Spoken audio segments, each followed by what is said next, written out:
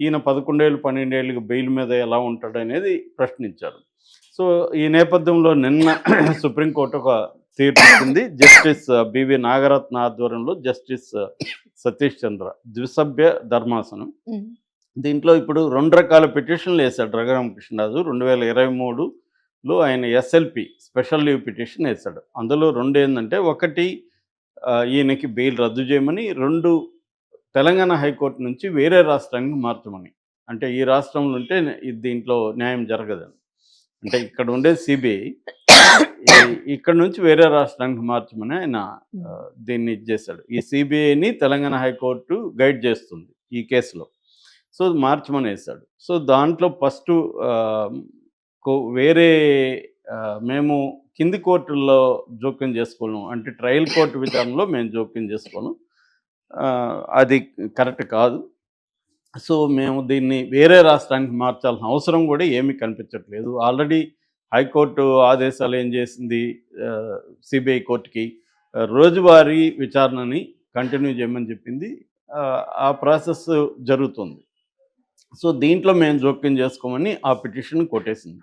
ఇక రెండో పిటిషన్‌కి సంబంధించి ఒక కామెంట్‌లో ఒక సలహా ఇచ్చింది. అదేంటంటే బెయిల్ రద్దు అనేది నువ్వు ఇక్కడ కాదు హైకోర్టులోనే చూసుకోవాలి, ఇక్కడ అవసరం లేదని చెప్పింది. దాంతో వీళ్ళు ఏం చేశారు, మేము ఈ పిటిషన్ని విత్‌డ్రా చేసుకుంటాము, పర్మిషన్ ఇవ్వమని కోర్టుని అడిగారు. పర్మిషన్ ఇవ్వడానికి కోర్టు ఒప్పుకుంది.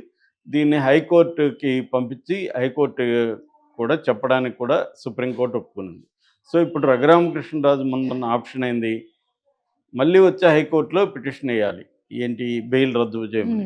ఆల్రెడీ హైకోర్టు రిజెక్ట్ చేసింది. రెండోది, ఇప్పుడు ఈ హైకోర్టు ఈ రాష్ట్రంలో నుంచి దీన్ని మార్చమన్నప్పుడు ఈ హైకోర్టు ఎలా బిహేవ్ చేస్తుంది అనేది మనకు ఆల్రెడీ అర్థమవుతుంది. సేమ్ రఘురామకృష్ణరాజుకి ఇది షాక్ అంటే ఒక రకంగా జగన్కి అయితే ఊరట. ఎందుకంటే ఇది ఒకవేళ రద్దు చేస్తే జగన్ జైలుకి పోవాల్సిన పరిస్థితి ఏర్పడుతుంది కాబట్టి ఆ మేరకు జగన్కి ఊరట. కానీ రఘురామకృష్ణరాజు షాక్ అని నేను అనుకోవట్లేదు. ఎందుకంటే రఘురామకృష్ణరాజుకి కోర్స్ అంత తెలియకుండా ఏముండదు. ఆయన ఉద్దేశం ఒకటి ఏంటంటే, దీన్ని జనంలో లైవ్గా ఉంచడం, కోర్టుల ద్వారా ఒకవేళ ఏమన్నా కుదిరితే బెయిల్ క్యాన్సిల్ అయితే ఒకవేళ మంచిదే కదా, కాకపోతే జనాల్లో దీన్ని చర్చగా మార్చేయడం, అంటే మరుగున పడకుండా మార్చడం. సో, రెండోది ఏంటంటే, ఆయనకి జగన్ మీద తీవ్రమైన కోపం ఉంది. దాన్ని మామూలుగా రఘురామకృష్ణరాజుని మనం పరిశీలిస్తే ఆయన ఒక విషయాన్ని పట్టుకుంటే అంత ఈజీగా వదిలిపెట్టరు. తను business man and successful business man and politician. So, ఆ క్రమంలో నిజానికి ఆయన జగన్కి చేసిన డ్యామేజ్ తెలుగుదేశంలో ఏ నాయకుడు కూడా చేయలేదు.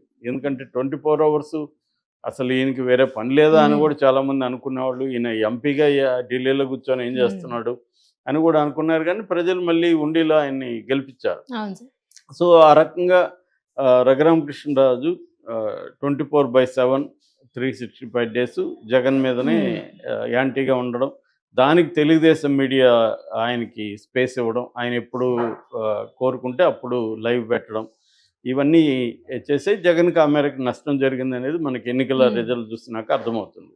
సో, ఇప్పుడు దీని కాన్సిక్వెన్సెస్ ఏంటంటే, ఇక్కడ 2 రకాలు ఉంటాయి. ఒకటి, ప్రతి కేసుకు సంబంధించి లీగల్ ప్రాసెస్ ఒకటి నడుస్తుంది, పొలిటికల్ ప్రాసెస్ బ్యాక్ ఎండ్లో పొలిటికల్ ప్రాసెస్ నడుస్తుంటుంది. ఫైనల్గా అన్ని ప్రాసెస్ని పొలిటికల్ ప్రాసెస్ డామినేట్ చేస్తుంటుంది. ఎప్పుడూ కానీ లీగల్ ప్రాసెస్ డామినేట్ చేయదు.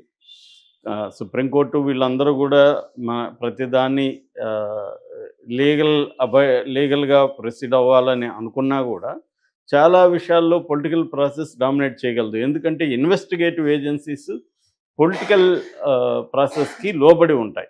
ఇప్పుడు ఫర్ ఎగ్జాంపుల్ సిబిఐ డైరెక్టర్ కానీ, ఈడీ డైరెక్టర్ కానీ, వీళ్ళందరూ నియామకం ప్రాసెస్ని బీజేపీ మార్చేసింది. అంతకుముందు సిబిఐ డైరెక్టర్ నియామకం కమిటీలో సుప్రీంకోర్టు న్యాయమూర్తి కూడా ఉండేవాళ్ళు. సో, అందువల్ల కొంత బ్యాలెన్స్గా జరిగేది. ఇప్పుడేమైంది, సుప్రీంకోర్టు న్యాయమూర్తి లేరు. ఆ కమిషన్లో ఎవరెవరు ఉంటారు, పిఎం ఉంటాడు, ప్రధానమంత్రి నరేంద్ర మోడీ ఉంటాడు, ఒక క్యాబినెట్ ర్యాంక్ మినిస్టర్ ఉంటారు, తర్వాత ప్రతిపక్ష నాయకుడు ఉంటాడు పార్లమెంట్లో, లోక్సభలో. ఇప్పుడు ఈ ముగ్గురు ఉన్నప్పుడు సహజంగా మెజార్టీ బట్టి కదా ఉంటుంది. ముగ్గురులో ఇద్దరు మోడీ అండ్ వాళ్ళ మంత్రి. కాబట్టి ఫైనల్గా మోడీ అనుకున్నోళ్ళే ఎలక్షన్ కమిషనర్లుగా ఉంటారు, మోడీ అనుకున్నోళ్ళే సిబిఐ డైరెక్టర్గా ఉంటారు, మోడీ అనుకున్న వాళ్ళు ఈడీ డైరెక్టర్గా ఉంటారు, ఎనీ ఇన్వెస్టిగేటివ్ ఏజెన్సీల డైరెక్టర్లు కావచ్చు.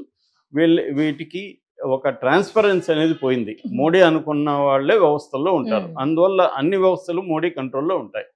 సో ఈ కంట్రోల్లో ఉన్నప్పుడు దీన్ని ఏం చేస్తున్నా అంటే మోడీ ఈ ఇన్వెస్టిగేటివ్ ఏజెన్సీని తన ప్రత్యర్థుల్ని ఇబ్బంది పెట్టడానికి, లేదు కి ఇబ్బందిగా ఉన్న వాళ్ళని కంట్రోల్ చేయడానికి మోడీ ఏం చేస్తున్నారంటే వీళ్ళని ఉపయోగిస్తున్నారు. సో ఈడీ వచ్చి కేసులు, అందుకని మోడీతో పెట్టుకుంటే ఈడీ వస్తుందని కూడా చెప్తున్నారు. సో మళ్ళీ కేసులు ఉన్నోళ్ళు కానీ బీజేపీలోకి వెళ్ళిపోతే ఆ కేసులే ఉండవు. ఇదే రఘురామకృష్ణరాజు మీద సిబిఐ ఉంది, ఎంక్వైరీ ఉంది, ఈయన బ్యాంకులకు ఎగ్గొట్టాడనే ఆరోపణలు ఉన్నాయి.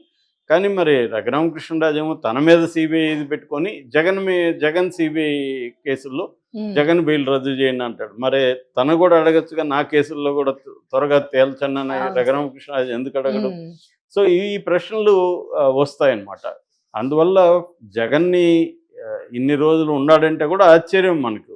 ఎందుకంటే ఒక అక్రమాస్తుల కేసు, దాన్ని అతను దోషైనా నిరూపించాలి, లేదా దోషి కాదన్నా చెప్పాలి. ఎందుకు ఉన్నాయంటే కేసుల్ని కత్తుల్లాగా తల మీద వేలాడదీయడం అనేది మోడీకి అవసరం.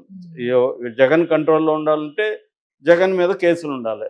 జగన్ని జైలుకి పంపించి కన్విక్షన్ పడి జగన్ జైలుకి పోతే జగన్ రాజకీయ భవిష్యత్తు నాశనం అయిపోతుంది. దానివల్ల చంద్రబాబు బలపడతాడు, అది మోడీకి ఇష్టం లేదు.